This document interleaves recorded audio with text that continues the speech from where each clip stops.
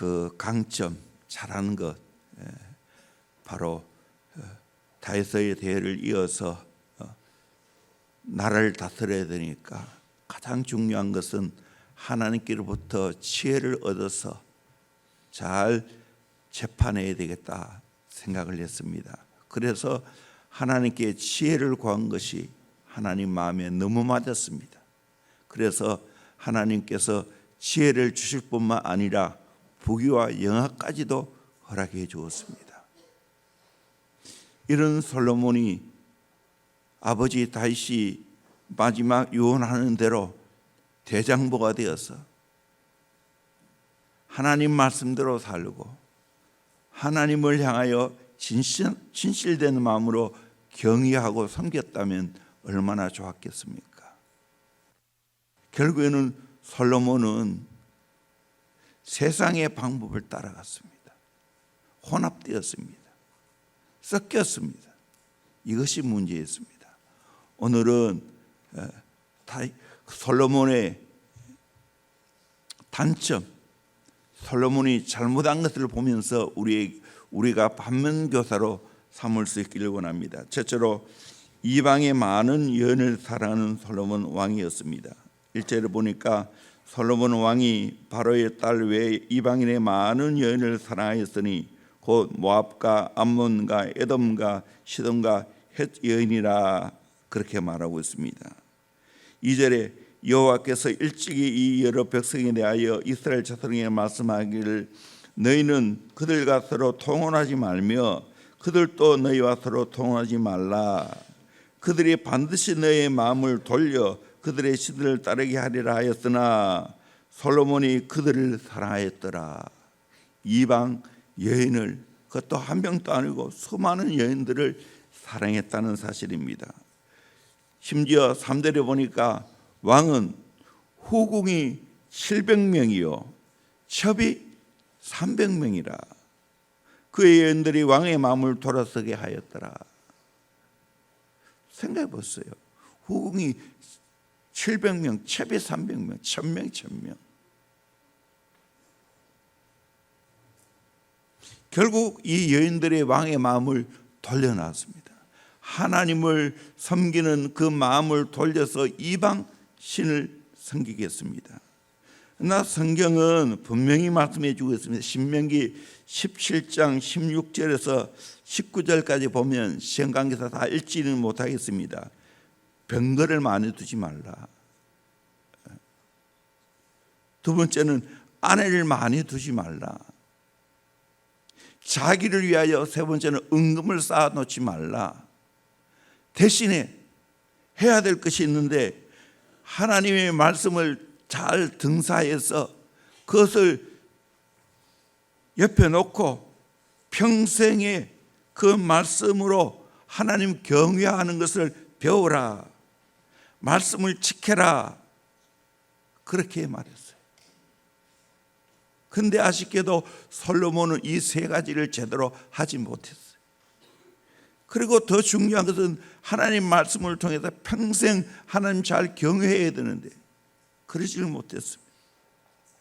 말씀대로 살아야 되는데 그러지를 못했습니다. 잘 나갔지만 노후가 심찮았어요.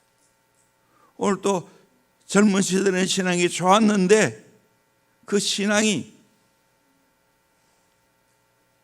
잘못될 수가 있습니다. 그 신앙이 사라질 수가 있습니다. 이것이 문제입니다. 두 번째로 여러 여인을 두니까 어떻게 됐습니까? 이방신을 섬겼습니다. 4절에 솔로몬이 나이가 많을 때 그의 여인들이 그의 마음을 돌려 다른 신을 따르게 하였으므로 왕의 마음이 그의 아버지 다윗의 마음과 같이 아니하여 그의 하나님 여호와께 온전하지 못하였으니. 그리고 5절에 시돈 사람의 여신 아스다롯을 따르고 암몬 사람의 가정한 밀곰을 따르고 7절에 모압의 가정한 그못을 따르고 암몬 자손의 가정한 몰록을 따르고 그들이 자기 신들에게 분양하며 제사했더라. 그림을 쭉 보여주시오. 빨리. 이렇게 이방의 모든 신들을 섬겼습니다. 심지어는 자기 자녀를 불에 태워 죽였습니다. 세 번째로 여호와를 온전히 따르지 못한 솔로몬 왕입니다. 6절 솔로몬이 여호와의 눈앞에 악을 행하여 그의 아버지 다윗이 여호와를 온전히 따름과 같이 따르지 아니하고, 다윗은 온전히 여호와를 따르는데 솔로몬은 그렇지 못했다는 거예요. 그래서 다윗은 전심이고 솔로몬은 반심이고 사울 왕은 무심입니다. 하나님을 따르는 마음이 전혀 없습니다. 그렇게 됐을 때 어떻게 됐습니까? 첫째는 마음을 돌려 여호와를 떠난 솔로몬 왕입니다. 9절에 솔로몬이 마음을 돌려 이스라엘의 하나님이 여호와를 떠남으로 여호와께서 그에게 진노하시느니라. 솔로몬이 하나님의 마음을 돌려서 하나님을 떠났습니다. 이로 인하여 하나님이 진노하셨습니다. 여러분, 우리 마음에 하나님 떠나면 어떻게 되었어요? 내가 죽어도 하나님 떠나지 않아야 돼요. 심지어는 내가 재앙을 받아도 하나님은 떠나지 않아야 돼요. 이 중심이 변하지 않아야 되는데, 솔로몬은 수많은 여인들 때문에, 수많은 이웃나라 혼합 정책 때문에 결국에는 하나님을 떠났다는 거예요. 가장 불행한 겁니다. 여러분, 어떤 경우에도 하나님을 떠나지 않기를 주의 이름으로 축원합니다. 아멘. 왜 아멘이 적어요? 어떤 경우도 하나님 떠나지 않기를 주의 이름으로 축원합니다. 아멘. 두 번째로, 두 번이나 나타나 경고를 하였으나 듣지 않은 솔로몬 왕입니다. 9절에 보니까 여호와께서 그에게 진노하시니라. 여호와께서 일찍이 두 번이나 그에게 나타나시고, 10절에 이 일에 대하여 명령하사 다른 신을 따르지 말라 하셨으나 그가 여호와의 명령을 지키지 아니하므로. 두 번이나 하나님이 나타나셔서 이 솔로몬 왕을 향하여 경고를 했습니다. 그런데 그 경고를 듣지 않았습니다. 그래서 어떻게 했습니까? 세 번째로 말씀에 불순종한 솔로몬 왕입니다. 10절에 이 일에 대하여 명령하사 다른 신을 따르지 말라 하였으나 그가 여호와의 명령을 지키지 아니하므로. 11절에 여호와께서 솔로몬에게 말씀하시되 내가 이러한 일이 있었고 또 내가 내 언약과 내가 내게 명령한 법도를 지키지 아니하였으니 내가 반드시 이 날을 내게서 빼앗아 내 신하에게 주리라. 하나님의 명령을 지키지 않았습니다. 언약과 명령한 법을 지키지 않았습니다. 여자에게 빠지고 여자를 통하여 이방 신들을 섬기다가 결국에는 하나님을 떠났고 말씀을 지키지 않았습니다. 솔로몬은 부친 다윗이 유언했지요. 대장부가 되라고. 그 대장부가 뭡니까? 하나님의 명령을 지키는 겁니다. 그리고 성품을 다하여 하나님 앞에 진실히 하는 겁니다. 그런데 그렇게 살지 못했습니다. 대장부가 아니라 노년의 쫄장부가 되었습니다. 여러분, 그런 비극적인 인생 살지 않기를 주의 이름으로 축원합니다. 아멘. 대형교회가 왜 좋은 교회예요? 대장부를 키우는 교회예요. 대장부가 뭐예요? 하나님 말씀대로 사는 거예요. 그리고 온 마음을 다하여 하나님을 섬기는 거예요.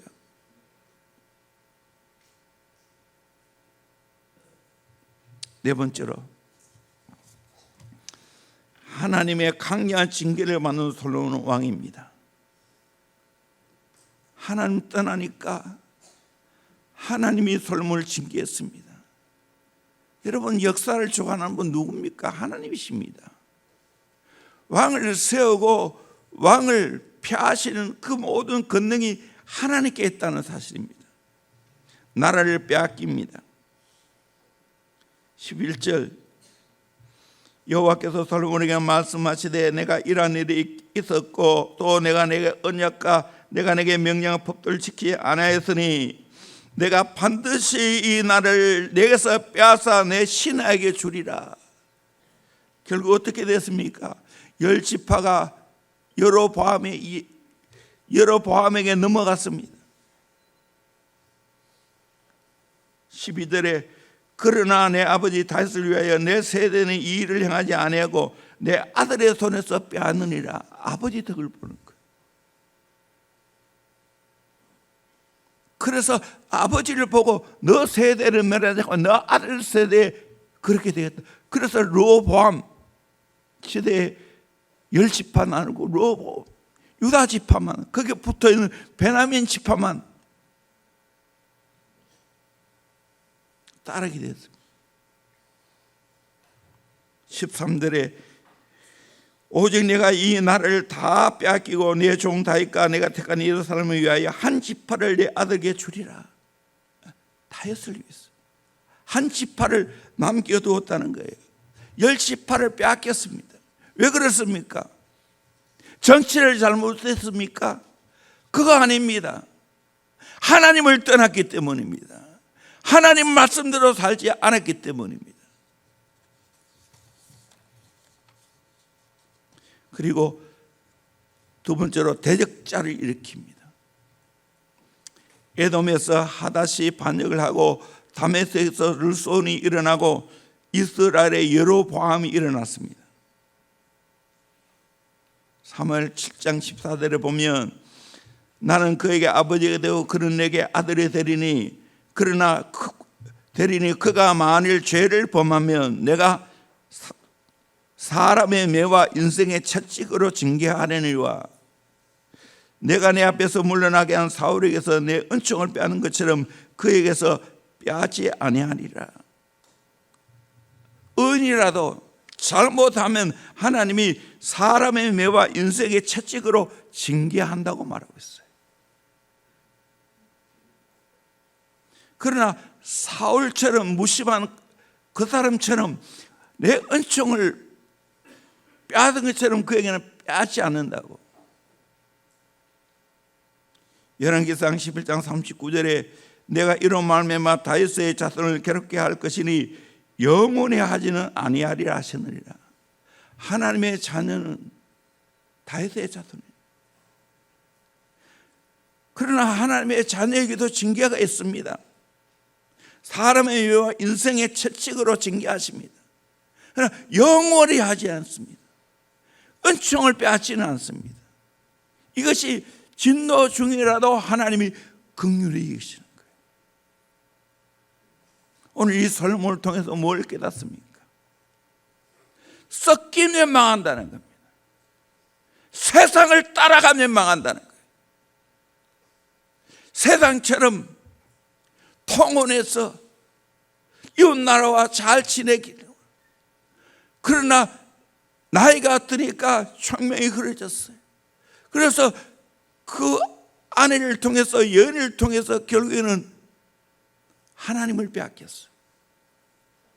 하나님을 섬기는 것을 돌이켰어요. 이방신을 섬겼어요. 그 결과 어떻게 됩니까? 나라를 빼앗기고 하나님의 징계를 맞았습니다. 이를 통해서 우리가 뭘 깨닫습니까? 하나님 앞에 끝까지 다윗처럼 하나님을 잘 섬겨야 될 줄로 믿습니다. 아멘. 끝까지 하나님 말씀대로 살아야 될 줄로 믿습니다.